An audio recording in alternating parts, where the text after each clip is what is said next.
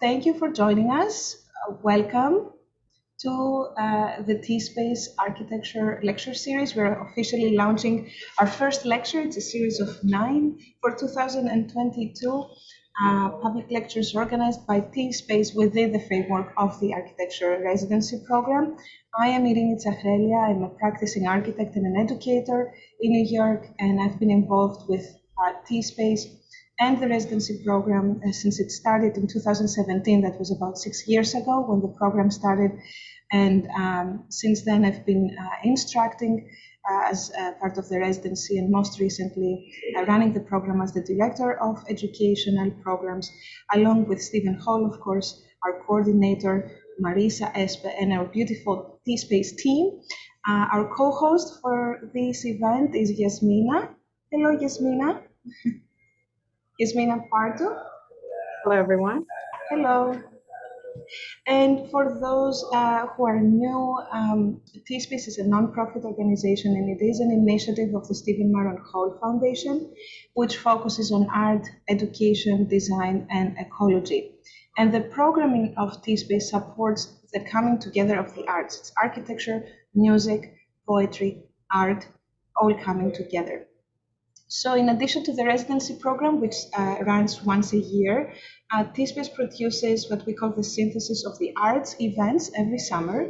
And this happens on the grounds in Rhinebeck. The weather is beautiful, and everyone is welcome to join. These events are taking place in person now. Currently on show is Susan Freckholm exhibition, and which will close actually in a few days. So it's a chance to visit Rhinebeck and T-Space to see this exhibition. And on July 17th, there is a new show by Arlene Shehet titled Couple Off, poetry by Maggie Milner and music by Sarah Ennis. You can see more information in the chat about how to visit T-Space, the gallery hours, how to schedule a tour, what are the upcoming events. So take a note of the chat as we speak. So the lecture today, Nat Oppenheimer. Hello, Nat. Good morning. This is part of our architecture residency program. The residency program is a 25-day intensive. It takes place every July, and our residents are joining us here on the panel from different parts of the world, from Canada, from Greece, from Ithaca, California, Minnesota. Hi, everyone. Yahya, Teresa, Isabella, Stephen, Jingwen, Lafina. Our residents will be running the show, moderating the Q&A, introducing our speakers. So we're really, really great group of people here today. Thank you all for joining us.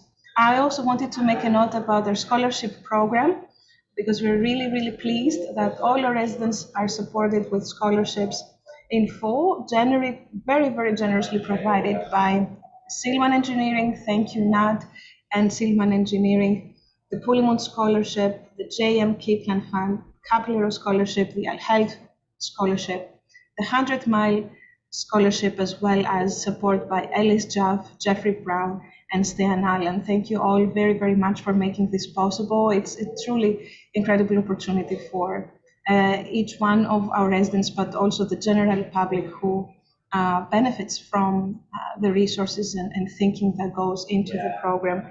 The theme this year is called Cosmic Dust, Space and Time, and it invites the residents as well as the general public to really think about our architecture more experimentally and focus on critical thinking and design as part of production of ideas and debate.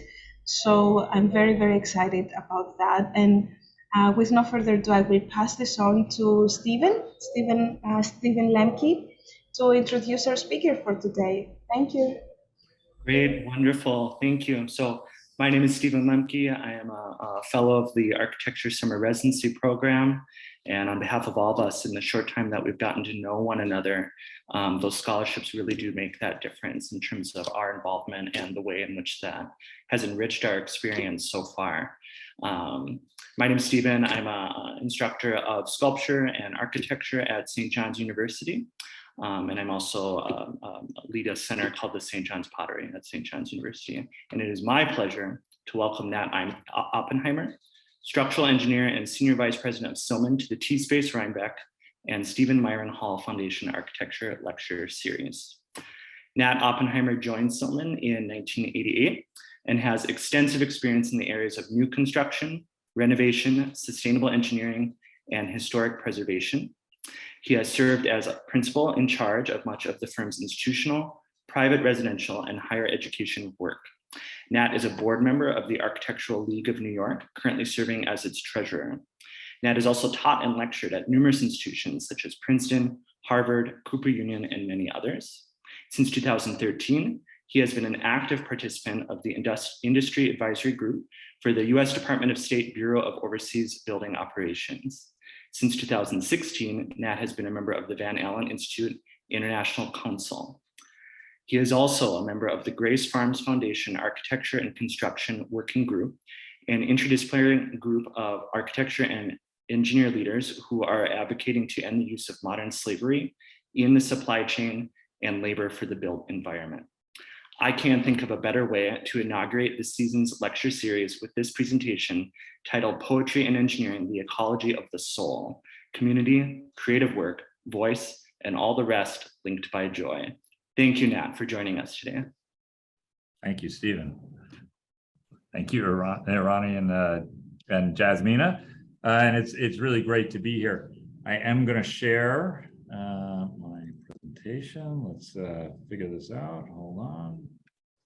Thank you, Nat. I'll just quickly give some information about today's presentation as you're getting ready. So it's going to be about 35 minutes of presentation by Nat, and we have 15 minutes of Q&A question at the end of the presentation. Please feel free to ask your questions and put your questions in the chat, and I would encourage you to put it during the lecture as well, and don't wait until the end of the lecture. Please make sure to check the chat for relevant information as well. And without further ado, thank you, Nat. We're ready for your presentation. That's great. Thank you. And yes, please, I think this times out to 30 or 35 minutes. So please do get your questions ready and so on. And anyone should feel free to break in if my audio suddenly stops. I did a presentation like this about a year ago, and nobody told me that they couldn't hear me the first 10 minutes or so. So please feel free to break in. Again, thank you so much for the invitation. It's really an honor to open up this summer's lecture series. And having looked at the list, to be in the company of an incredible group of architects, photographers, sculptors, philosophers, teachers, and just good people, which is nice to simply be able to say these days. Unbelievably, although my firm has supported Stephen and Dimitra and everybody up at T-Space over the years to ensure that none of the buildings fall down up there, I've never actually visited the campus. So I'm going to have to rectify that this fall. But for now, virtual, as with the entire program, we'll have to do. So this is a lecture that I've been wanting to give in one form or another since the beginning of my career. And at the same time, I think it's one of those lectures you can't really give until later in your career, when you've had the opportunity to test a few things along the way. The title, other than the bracketed portion, is and the subtitle is taken from the title of a book of my dad's work. He was a poet and a writer, which I'll speak about more during the lecture. But they posthumously published a book of writings and essays and so on called Poetry, the Ecology of the Soul, and that's always stuck with me. So I want to start today really by noting that I am playing with a few age-old notions. There's nothing shockingly new here.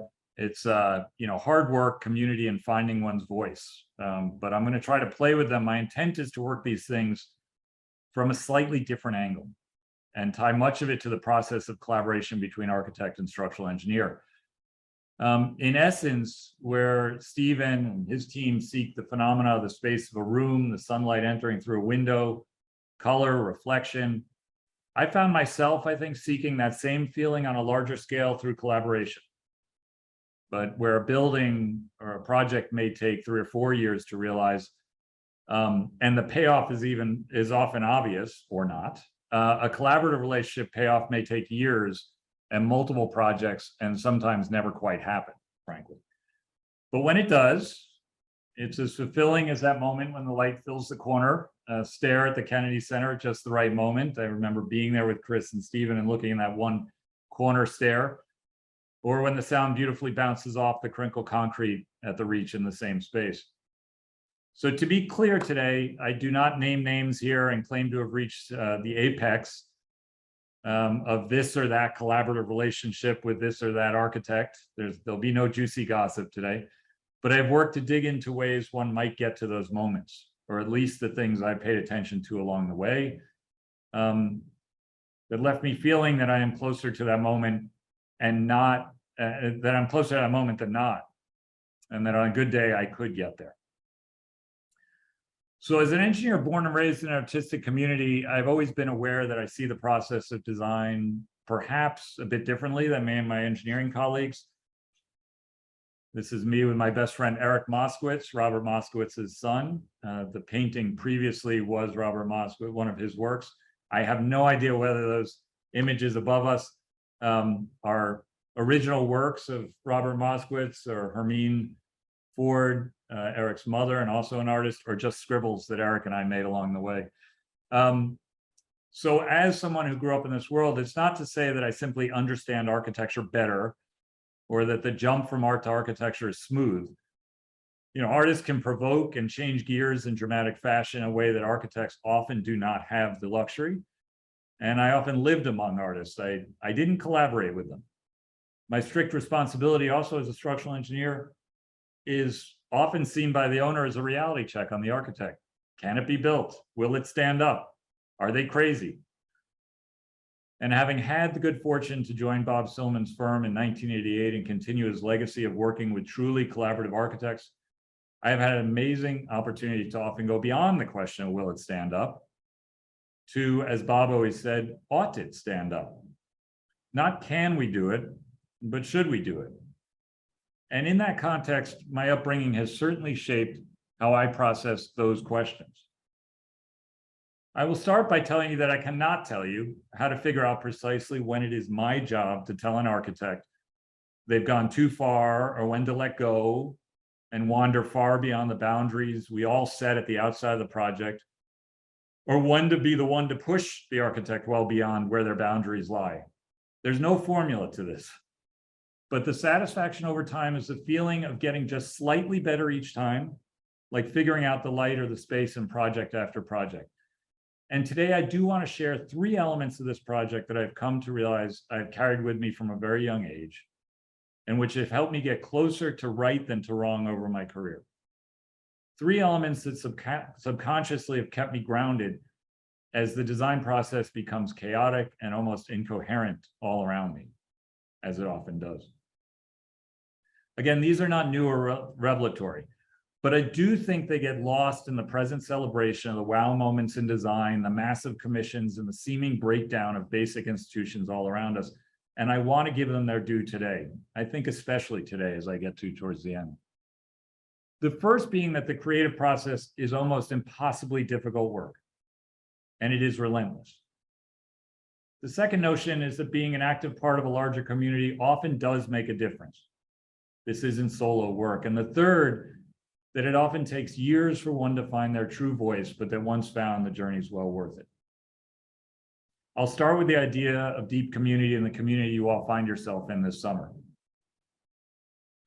T-Space is to me in the tradition of Black Mountain, where my father, Joel Oppenheimer, found himself in the 1950s and was able to immerse himself in what it meant to be an artist. My father, who's pictured here with Francine Duplessis, often talked reverentially about the writing courses he took with Charles Olson, which from what my father told me started at 4 p.m. on a Tuesday and ended around 9 p.m. on a Thursday. In 2022, much of the creative world knows the history of Black Mountain and its place in birthing numerous significant careers in all manner of the arts. But back in the early 50s, it was simply an unaccredited, financially insecure retreat that my dad went to escape his overbearing mother and figure out how to be a poet. It closed shortly after he was there, not by his doing, of course. He would continue that journey for 16 or so more years, working as a typesetter by day and writing by night. And in the late 60s, he left full-time employment to become the first executive director of the Poetry Project in St. Mark's Church, teach at City College, and write a weekly column on life in Greenwich Village for the Village Voice, occupations he would hold until his death in 1988. My mother's writing career, like many women at the time, was not as public, but she did spend 30 years at Weidlinger Associates, one of the top engineering firms in the country, as essentially their in-house writer, creating a voice for every engineer in the firm. She, before me, therefore, spent her career with a foot in both the quantitative and the qualitative. So this is the life of working artists. And that's me directly in the middle, next to the typewriter at 7 months old, at the 212 commune off Route 212 in Woodstock, New York, with my mother and father, where in an atmosphere like this, work-life balance was a more pure mashing together of both. Here are two young artists with a young family, developing a craft with no defined career ladder to climb and no office or boss to report to. There was certainly a loose community of fellow artists and others to give some sense of belonging and some idea of success to which one could aspire. But it took more of an intentional catalyst to truly give my parents the foundation they needed to find their voice and career. So in 1967, at the behest of the National Endowment of the Arts, the J.M. Kaplan Fund took on the challenge of providing, for the first time in America, live-work apartments for painters, sculptors, poets, and a myriad of other artistic fields, and created Westbeth, where my parents and I moved to in the early 1970s, when I was 3 years old. Myth has it that we were the third family in. I've never proved that. As silly as that might sound, any return on investment analysis of Westbeth would likely support, at every scale and in every city, more Westbeths and more supportive artist communities in the heart of every major urban center. The impact of Westbeth over the 52 years cannot be understated. There were, of course, the significant number of important artists of all stripes that lived there and still live there over the years.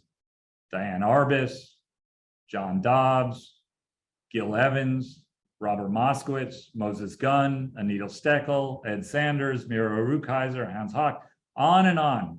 And of course, the best known alumni of Westbeth, Vin Diesel, known to me as Mark Vincent at the time, as a scrawny kid 3 years younger than me or so, but things change. But beyond that, Westbeth, the first major conversion of an industrial landmark, the original Bell Laboratories, by the way, where the phone was literally invented, to residential use, was the first major commission carried out by a young Richard Meyer, who hired for production of the documents 2 young draftsmen, Todd Williams and Henry Smith Miller. Merce Cunningham's dance company took up residence on the top floor of Westbeth in 1971 and did not leave until Merce's death in 2012. I still remember, to this day, watching Merce barely be able to walk later in life for the abuse he had put his body through for art.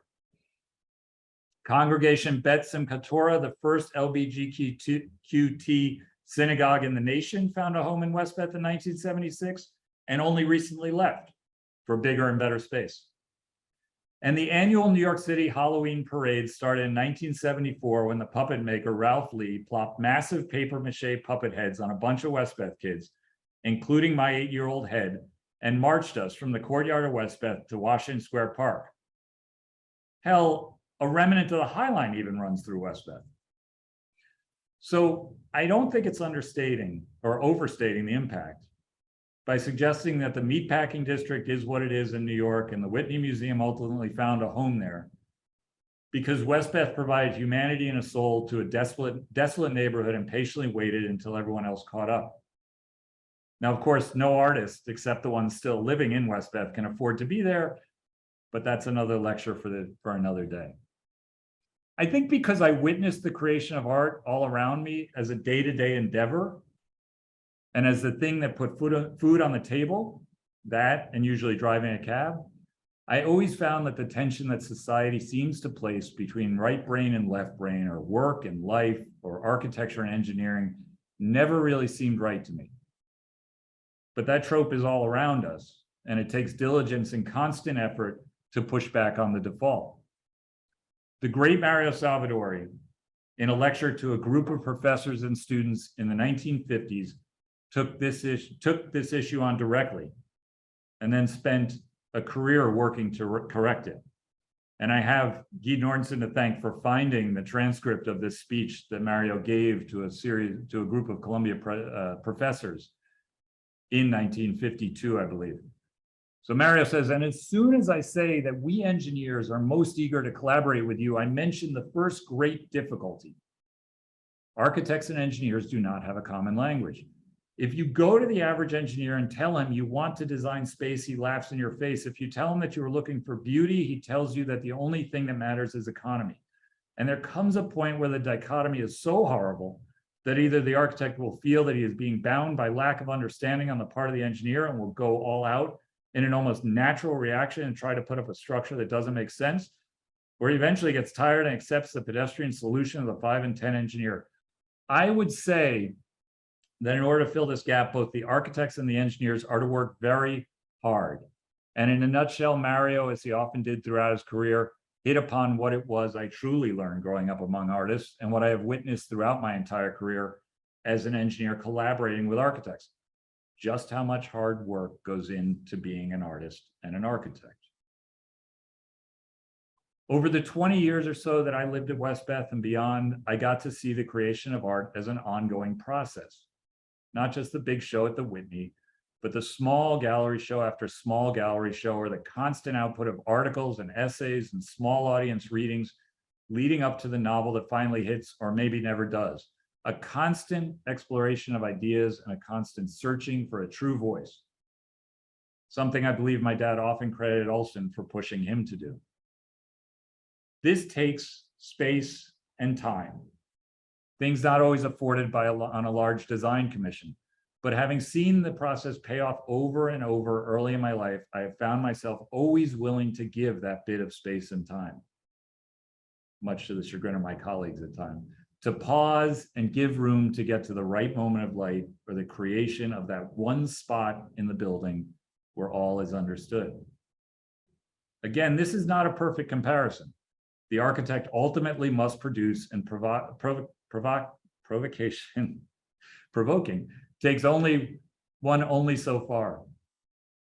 But even in architecture, it is that imperceptible giving of space and time, that moment to stare into space with chaos all around, that I think comes from simply experiencing the creative process firsthand, that has often made the difference, at least for me. It is the fact that we as an industry do not celebrate or know how to celebrate these imperceptible moments of space and time in our business that has often left me feeling disconnected and frustrated by what we do celebrate in our profession. The wow, the money shot, the big, the tall, the shiny, the skinny. And that's not to take anything away from Grace Farms or the beauty of the project. To be clear, architecture does have a place where it celebrates process and moments of space and time. In schools of architecture, books, and institutes like T-Space, places I've always felt more comfortable discussing the work we do than a conference or an interview. But even there, our institutions often push the students to, quote, do things you can't do in practice while at school. A disconnect between finding your true voice and then having to produce something real to earn your keep. Again, that disconnect between work and life. I get it to a degree, but I really believe we can get closer than we do, and I would love us to try more, to celebrate the community that creates a building, a community that has often been together on numerous projects before, the work that goes into the process, and the voice that is emerging project by project over a long career. I've often wanted to do an interview for a project by simply recounting the entire arduous day-by-day process that got some singular detail built.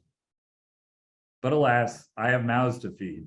So I give in and show the money shots and the stress diagrams and make sure the owner knows we will take care of their money and not say yes too often to the architect. I was once told by a client that I did not win a commission because I didn't show a stress diagram, and our competitor did, and therefore they must understand stress better than we do. I really want to say in those interviews at time, you know, this building you're about to pay $200 million for will be a nice point in the continuum of the architect's search for their voice. And 50 years from now will be celebrated as the moment they realized that the round skylight detail that they're known for no longer worked, but it meant they finally got to where they had to get to in their next iconic project. Can't do that. But just for fun, let's play this game just a bit today. I would like to present to you the Whitney Museum as a ceiling. The development of a ceiling structure at the Whitney Museum was a 12-month journey that involved an initial piano pencil sketch, 2 months of iterative sketching between architect and engineer, a fortuitous thought to bring on a theater rigging contractor to fabricate and erect the ceiling, the great and talented and now retired Barbara Pook, and the thoughtful comments of the entire curatorial staff. Forget the magic of the building. Behold the ceiling system that defines the space of each gallery and can brace even the tippiest of temporary exhibition walls. Oh, and don't forget where the ceiling is open to look up into the dark and try to find the painted beam flanges hidden mostly in the dark above the ceiling that indicate exactly where and where not one can hang a sculpture or piece of art. Just like the no step sign on an airplane wing, there is a no hang sign on the flanges of the beams at the Whitney. This is the magic of the Whitney Museum. Or behold the pre-deflection at a private residence in Dutchess County, poured concrete weights, developed 20 years ago to pre-deflect 10-inch steel beams cantilevering 20 feet so that the sliding window system with a tolerance of 0 inches of deflection could be installed without issue. Why does this small private residential folly matter? Because we duplicated some version of what we learned here on the Whitney Krause Gateway Center in Des Moines, Iowa, and the Winter Center at Franklin and Marshall, and many others. Will your project require this? Maybe, maybe not. Who knows? But we like showing this slide and talking about 0 inches of deflection. It's a pretty cool moment in a building, no? Born out of a very cranky detailer's obstinance, a tight budget, and the stated intent of an industrial feel to the building. Not shown on detailed construction documents, but ultimately celebrated throughout the building nonetheless. Will we expose your gusset flakes? I do not know. How cranky is your detailer? The serene ceiling of Grace Farms that feels as if it can only be in this building on this piece of land at this time, landed there like the other primary structural components of the project, which were pure napkin sketch, the cantilevered columns, the ring beams, the trusses, not with the ceiling. The ceiling was another beast altogether. 12 months of will there or will they not? Insulation up, insulation down, vapor barrier here or there, bad insulation, rigid insulation, blown in insulation, a mix of all the insulations, clips, standing seam roof, pavers, rain screens, glue lambs buried, glue lambs exposed, glue lambs above. Architects, engineers, energy consultants, roofers, CMs, cost estimators, client reps, owners, everyone and everything owns this roof. Can we duplicate the simple drop glue lamb and wood finish for your project? Sure, why not? Long span sawtooth concrete roof over an auditorium painted blue, some silly architectural flourish. And why the post-tensioning? Are we trying to show off? Not entirely. Site restrictions pushed everything down, acoustical pushed up, sight lines pushed up, acoustical pushed on a grade ceiling, high strength concrete, void form concrete slabs, post-tension. Might as well use them all at once.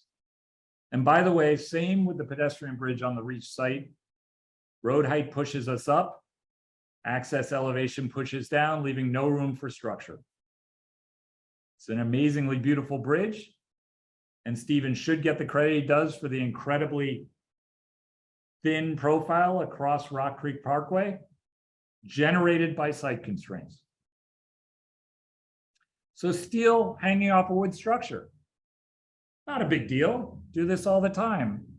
Although it is a big deal if the builder is one of the nastiest, strangest upstate general contractors ever created. A GC so nasty, he literally followed me around the site the day I visited, shooting nails up into the plywood floor under my feet as I walked the site, and he traced my steps from the basement below. So nasty that he banned me from the site after the first visit. He would not put any steel inside the house, so we had to come up with a method of running the diagonal rod back through the entire length of the roof between the roof joists and hooking the rod on the back side of the house, thereby pulling the entire force back through the roof diaphragm so that it did not pull out of the wood framing at the face of the terrace. A steel post at the end of the house would have probably been a lot easier, but not nearly as much fun. And a couple more. How do you add one additional floor to an existing affordable housing project in mass timber without touching any of the interior columns or footings where very little existing load capacity exists? Well, you obviously have to use the most modern of all computational tools to figure out the perfect column grid in the addition to assure that no single column below has an ounce more of load than it can carry. And finally, Hunters Point Library on the left. Nothing more seriously than a townhouse renovation 4 times the size of most. The townhouse being the one on the right. But otherwise, it's just basic bread and butter, gut it out, and build back the custom framing between a few bearing walls, which we do every day, all day. So back to the business at hand. Why is it so bad that we celebrate the wow, or that we ask students and clients and ourselves to push boundaries and then recognize them for simply doing that? Why not just celebrate the final composition and not the work or the little moves or the space and time or the evolution of a piece of one's career as it grows from project to project? Why do I think it's important to put community first or suggest that communities always lead to good outcome? Trust me, Black Mountain and West Beth were not perfect communities. As I mentioned, that early slide I showed of the 212 community off Route 212 fell apart very quickly, although my parents did meet 2 of their closest lifelong friends there. West Beth is still vibrant and interesting, but at this point, it's also a NORC, a naturally occurring retirement community. And in that sense, I guess it's still trailblazing, as NORCs are a sort of new thing, but it is a NORC. And it's underfunded, and there's always a chance it's going to go under. And the communities of architects and engineers I swim in is amazingly supportive, but our community is quite imperfect as well, as we struggle with many things now that we can do better. One can ask and should ask all those questions and not take my independent lens of a single career as an obvious roadmap or accept it as the answer for all times. But right at this moment, when institutions are failing and the ability to feel good about what you've done may only last a second until the first troll or negative comment on your Instagram post, or the strength to see a road forward in a profession that undervalues and overworks the majority of its people, that strength is waning right now. Right now might be the best time to double down on digging in deeper to one's voice, one's community, and one's craft. And as I think about the communities I highlighted here and their moment of highest import, it came at times of significant national transition and chaos. Black Mountain during World War II and the aftermath, and West Beth during Vietnam, Nixon, and all the rest. So perhaps now is the perfect time to double down on community and dig in and find one's voice together. And frankly, it's just more fun in times that don't seem to be that fun. It lends a little bit of play to the whole thing, and play is where is good. This is at least where I find myself right now. After 21 years of growing up surrounded by artists and 34 years of collaboration in the world of architecture, I'm ready to say that I do believe that an architect in their work, like an artist in their art or a poet in their writing, will always find deeper and greater satisfaction over the long arc of a career, not the momentary flush of a one commission or instant recognition for the creation of a seminal building. And more importantly, I believe that all of us, engineer, architect, artist, poet, should all be judged on the arc of a career. Just like a community should be based on what came out of it and what it generated, and not simply what specific action it took or did not take on any given day. And just as a building should be judged on moments throughout that building and not simply how it looks on the screen, on the streetscape. And it's funny, in that vein, I've only recently come to recognize in myself that when my firm does not win a commission with an architect with whom we have worked before, with whom we have worked before, my deep disappointment is truly not that of a competitor on the losing end of a competition, although I'm sure that that's some of it. It is that a member of my community has won a project and I won't be present for the next step, the next move, the next moment along a career. It's a brutal business we're all in, but I have found it to be well worth the struggle. And I, for one, will continue to look for that one moment of light. And finally, in closing, I want to share two poems and a memory in support of finding one's voice and the work that is creativity. The two poems are my dad's. The first he wrote at age 27, shortly after leaving Black Mountain, a poem that established him in the scene on New York in 1957. Every time, the same way, wondering when this, when that, if you were a plum tree, if you were a peach tree. And then a poem written at 50 for his book At 50, after 2 marriages, 5 sons, drinking, not drinking, and everything else in between. Bewildered in the morning heat, I take an apricot, I take a plum. Though they taste good to me, only the first bite is accurate in what we expect. Finally, they cloy too much or not enough of what we eternally desire. Nothing is ever perfect in this world. One bite is perfect, and still it leads to another. And the memory is of the halls of Westbeth, and specifically Billy Harper playing his saxophone every single day, all day, in his apartment on the 3rd floor, which I passed on the way to my apartment. Scales, tunes, solos, with others, without. Every day he was in Westbeth, he went to the office and did his job. When I think of work, I do not think of an office or a career. I simply think of the sound of that saxophone emanating from Billy's apartment, 9 to 5, 7 days a week, constantly working on finding his voice, surrounded by a community of human beings, all simply doing the same thing in their own way.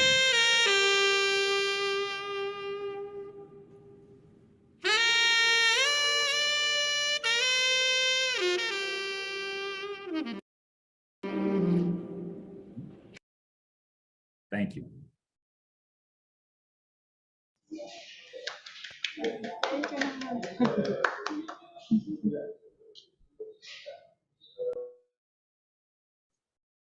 Thank you so much, Nat, for the wonderful and inspiring presentation.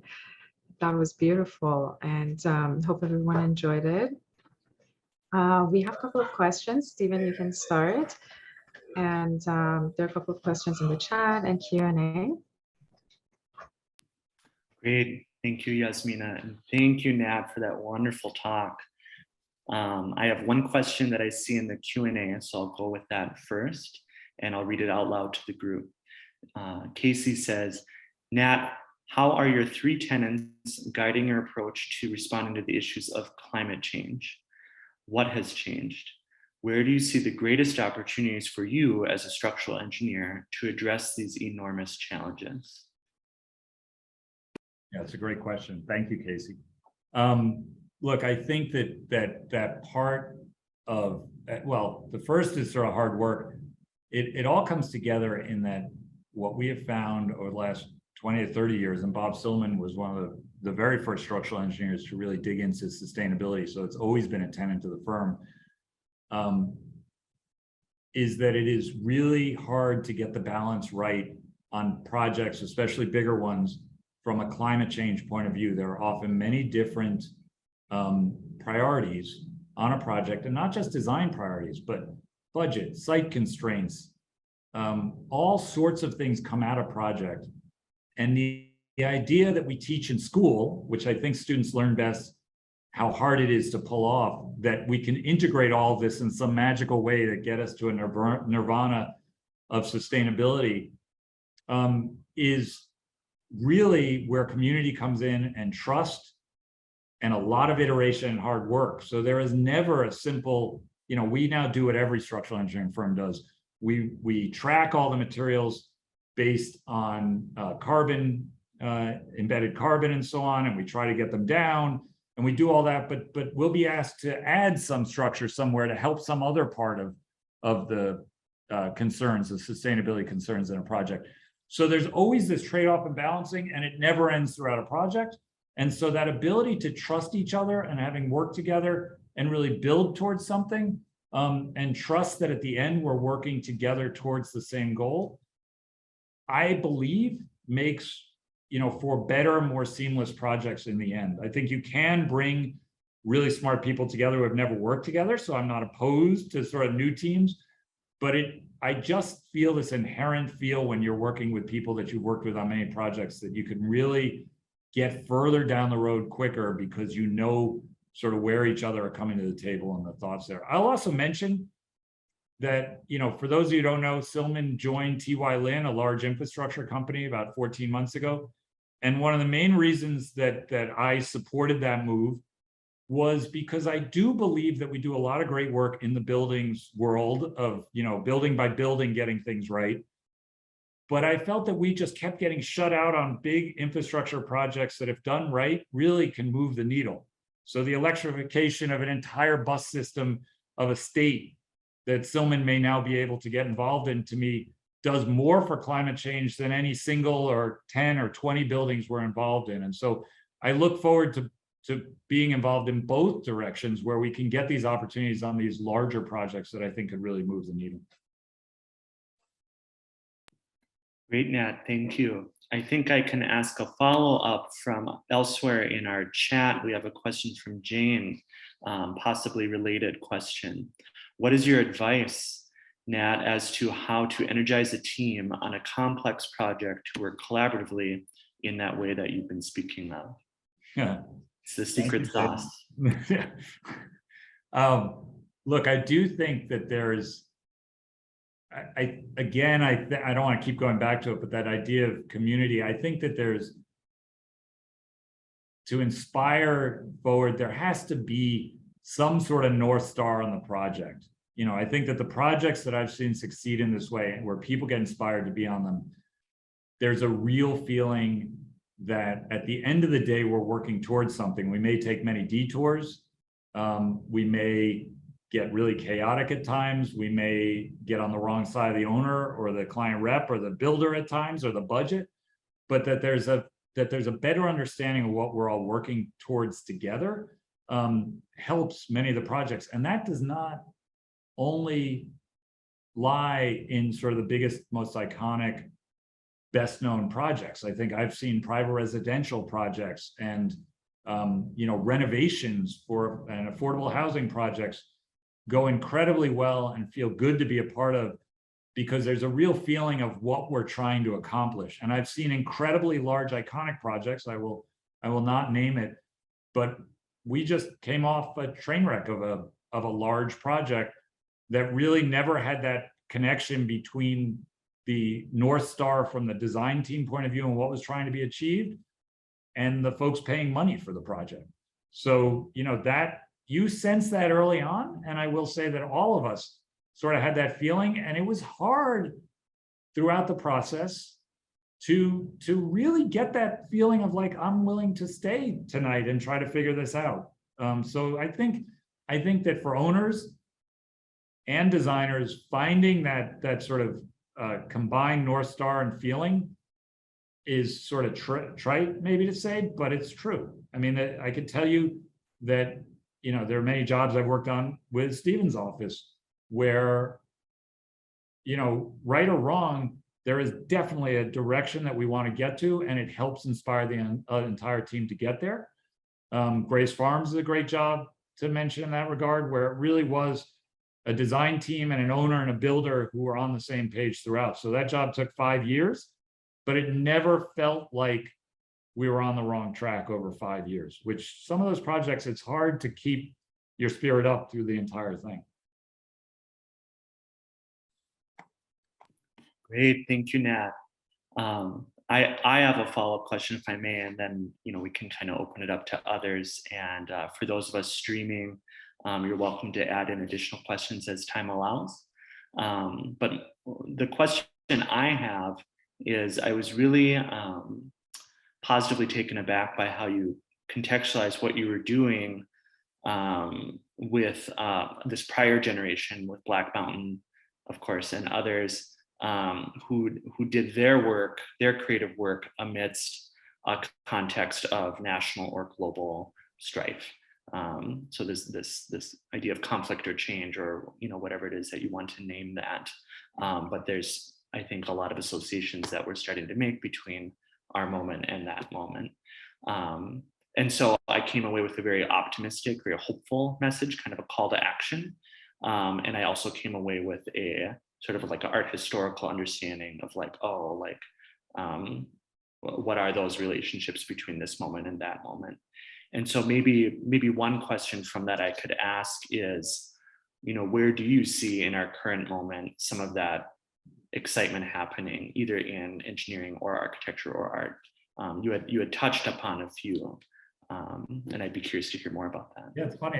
I put this whole lecture together and I'm caught off guard by that question. That's a really good question, Stephen. I mean, I do think, look, I had talked to Stephen and Dimitra and Irini about doing a lecture with you all because I do see these types of institutions and work that's happening down south in some of these groups and so on to really be a place that this kind of work can get done. And as I said, I think to your point, Stephen, what I got out of it, and again, I only heard stories about Black Mountain, but I saw what sort of came out of it. And is that in a way for Black Mountain, it was like a hideaway. It was like it wasn't on the scene or anything. It was just people doing their thing that emerged out. So it's always hard to tell at the moment. And I hesitate when I'm speaking right here about how, you judge a community by its output over time, to start naming communities and saying this one will get it right, that one won't. But I think the idea that we've spent 20 or 30 years in this, or 20 years in some booming economy, sort of having friendly competition with each other and so on, coming to a place now of saying, okay, is this moment in time where we really do, as I said, double down on communities, whatever that is, whatever community you're in, rather, and I'm not saying anyone here is doing it, but rather than seeing it as like, okay, this is one thing I have to do for the next step of my career, and then I'll get out of this, and then I'll do that. You actually, to, again, overused word, but you actually are present and in the moment to say, I don't know what'll come of this. Nothing may come of it.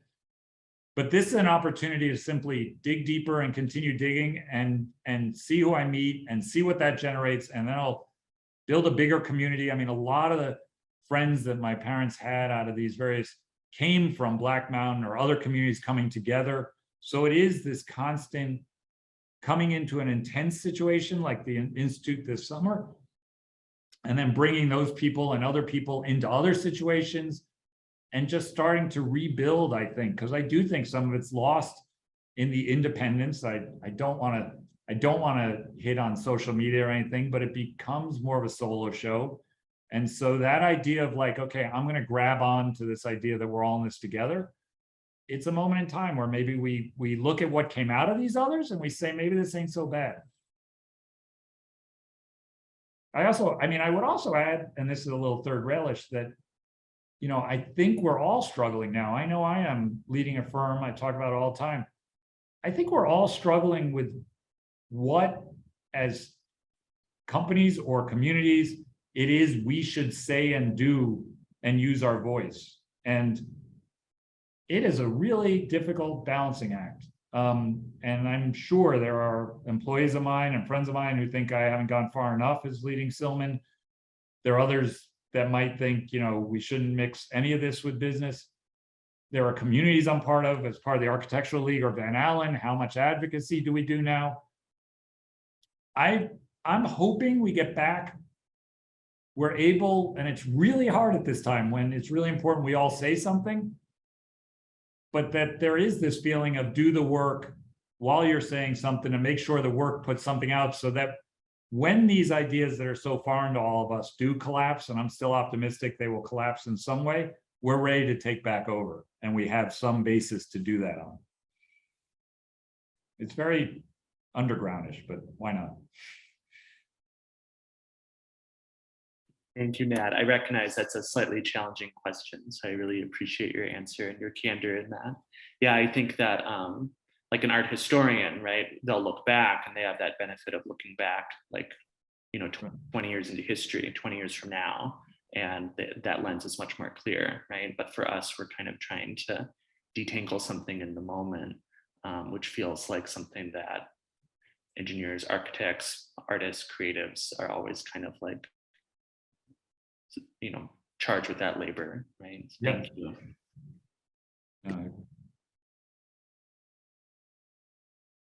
Any other questions? Do we have any other questions? We have time for one last question, maybe. I just want to say thank you very much for your presentation.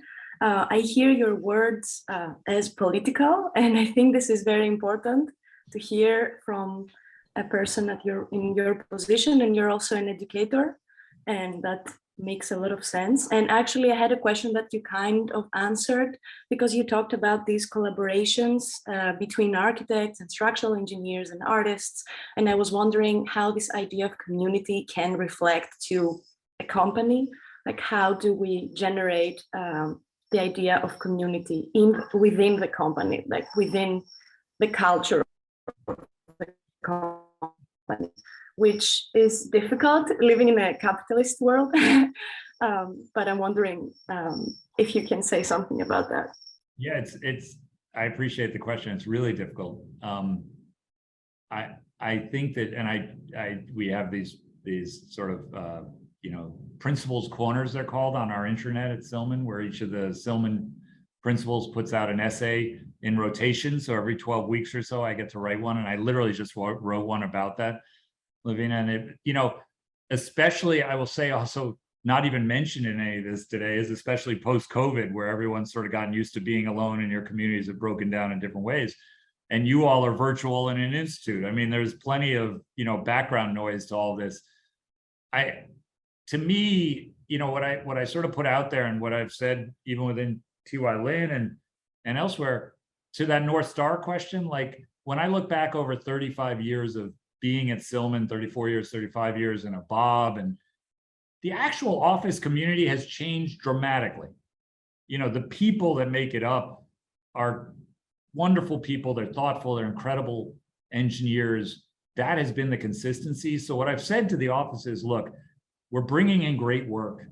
We continue to hire amazingly wonderful people who don't just care about engineering, but care about life and everything else. And we centered our basic belief in how we lead the firm on making sure that people get the most out of their career. The rest is completely up in the air.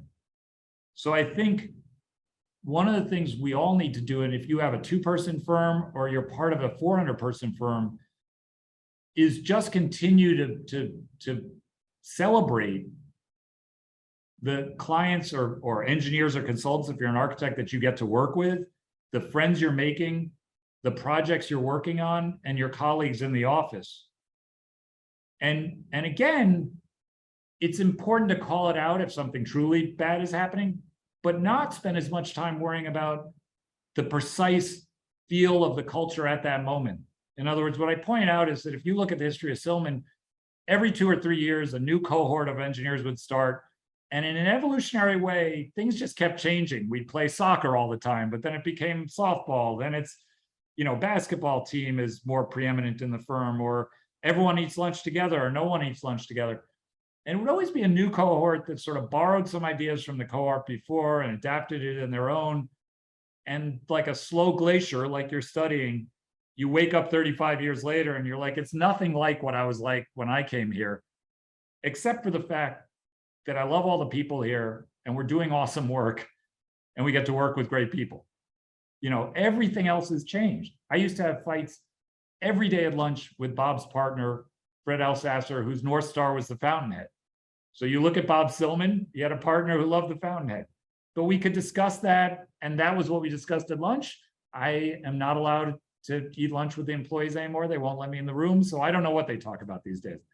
But I do think that allowing that community to open and breathe and change, and again, going back to it and not to harp on it, you look at the studies of Black Mountain, it was an imperfect community in terms of who was allowed to have, prominence and who didn't, and how they treated people.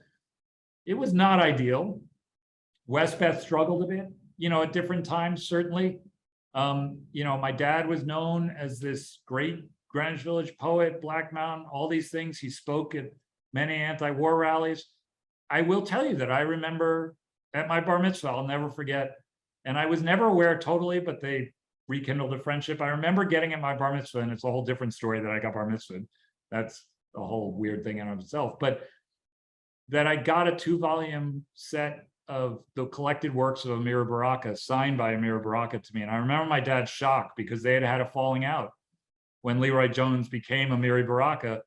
And my dad's, the perception of how engaged my dad was in that fight versus other fights they were, that the community was having, and, against the authorities, not with each other. But that disconnect of like how engaged you need to be caused a rift that went on for 5 or 6 years, and got healed by this silly bar mitzvah and the giving of these books. So again, it's over time that I like to look at these things, and I have the luxury of time at this point looking back. And the one thing I'll also say about community is never ever take yourselves too seriously. If I remember correctly, Leroy Jones and my dad and 2 other friends used to go see Jets games together in the 60s. So I don't want anyone to ever think too highly or take too seriously any artist or poet or engineer or architect. Just like to go see Jets games on a cold January day. And the Jets were awful back then, as they are now. That's it. Thank you so much. Is there any other questions by our panelists and residents here? We've come Can I ask to, one? I had of one. course, yes. Yeah. Thank you so much for this beautiful lecture. You spoke about your exposure to art, poetry, literature in your early upbringing, and we saw your hand in many profound built projects. I'm curious as to how, or if those early seeds, like in your childhood, did that influence your working with architecture? And what advice can you give to young architects as we struggle to kind of think between this world of poetry, structural integrity, and ecology, this kind of balancing tension?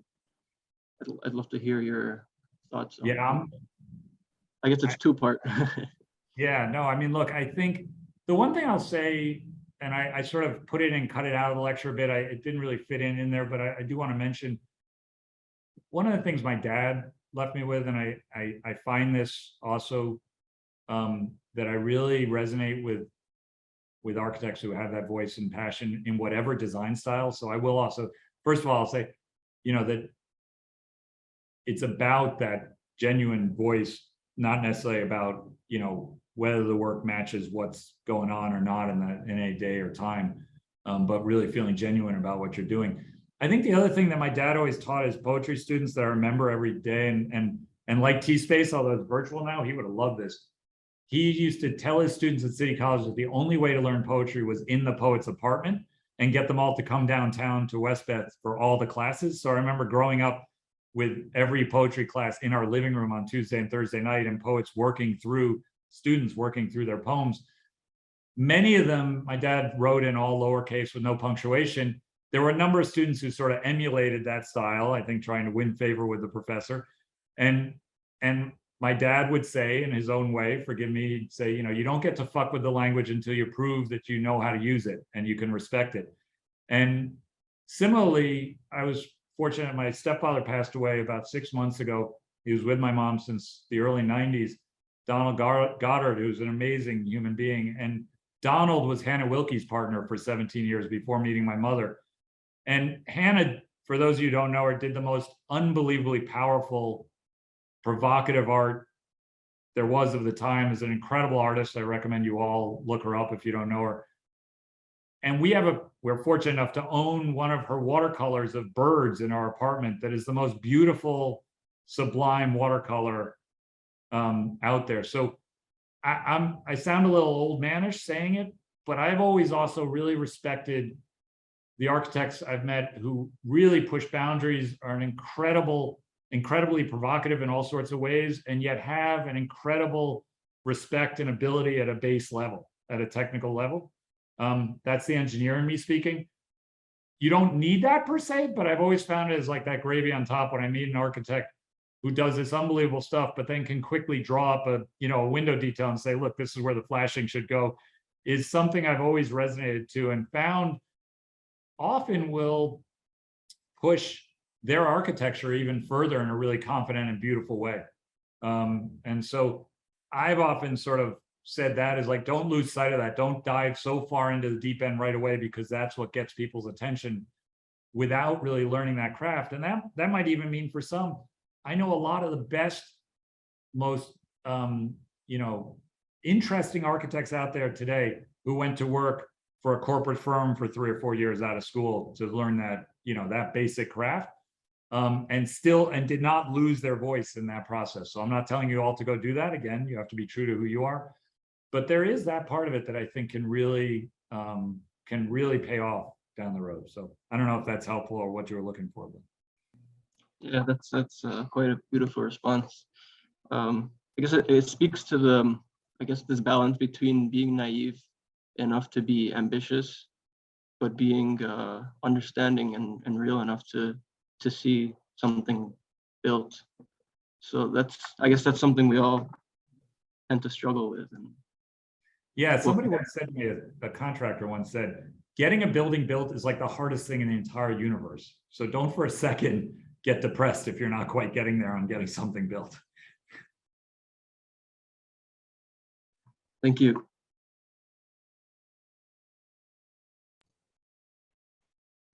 Thank you so much. Again, Nat, for the wonderful lecture today. Do we have any other questions just before, just to make sure, from our panelists? Okay, wonderful. It was a great conversation. Thank you, Nat. Thank you, Nat. Thank you very much for the opportunity. It was a pleasure having you. And I would like to thank everyone, our panelists and everyone for joining us today. Please make sure to subscribe to our YouTube channel if you want to have access to the future lectures. Our next lecture, Parallel Pantheons by Paul Warshall, will be this Friday, tomorrow at 11 a.m. New York time. You can for all the lecture series using the link in the chat. And please stay connected, and looking forward to seeing you all soon. Thank you all. Thank you. Hope everyone have a great day. Thank you.